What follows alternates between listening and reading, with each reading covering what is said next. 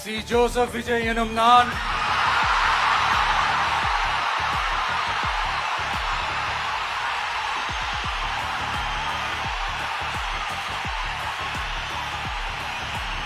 சட்டப்படி அமைக்கப்பெற்ற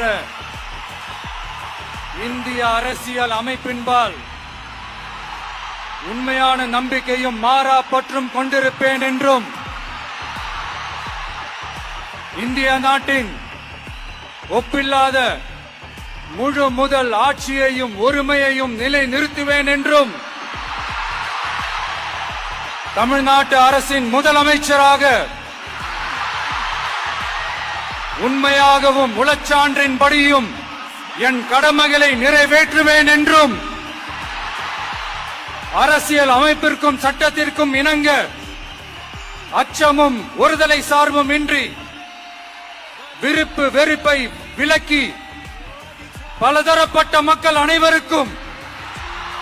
நேர்மையானதை செய்வேன் என்றும் ஆண்டவன் மீது ஆணையிட்டு உறுதிமொழிகிறேன்.